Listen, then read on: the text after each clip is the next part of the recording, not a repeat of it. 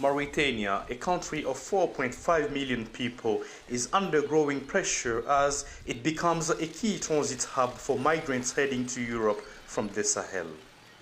As traditional routes through Libya, Tunisia, Morocco, and Senegal become harder to access, many migrants now opt to pass through Mauritania, with hopes of eventually reaching Spain's Canary Islands. In response, Mauritanian authorities launched a nationwide crackdown in March, targeting illegal migrants, most of them from Mali, Senegal, Guinea, Cote d'Ivoire, and the Gambia. But the operation has drawn a strong backlash from some of those detained, including Zan Kamara, who is now back in his home country, Mali. Yes, Mauritanians talk about documents, but this is not about documents because I had my Mauritanian residence card and my consular card. After the inspection, they concluded that these documents were not valid, so they arrested us and took us to prison. We spent 4 days in detention, and afterward, they repatriated us. To be honest, they didn't beat us, but we had nothing to eat. Kamara says the conditions they were held in were difficult and some families were even separated. There were about 300 people in our convoy, packed into 3 trucks, but there were several others. I lost everything, my money, my clothes, and all my belongings.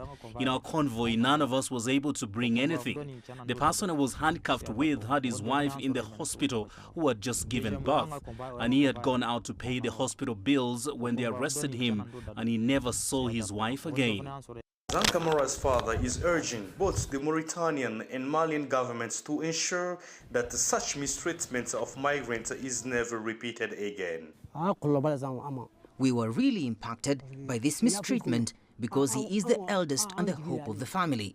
Honestly, all my hopes just collapsed. I don't know what to do anymore. Imagine putting a human being in a truck under the blazing sun, covered with a tarpaulin that lets in no air. I think that's meant to kill them. In a bid to ease tensions, Mauritanian Foreign Minister has launched a regional tour to address concerns raised by neighboring nations over the swoop targeting migrants. Mali has asked its neighbor to ensure the rights of migrants are respected. Our position is that even if there is a need for control and proper management of migration issues, it must be done humanely. If expulsions are to occur, they should be carried out in consultation between the 2 governments and, most importantly, with respect for the dignity of our compatriots. For now, Mauritania and its neighbors are doing their best to resolve their differences diplomatically, even as tensions over the ongoing crackdown on migrants remain high. Mamadou Tapili, CGTN, Bamako.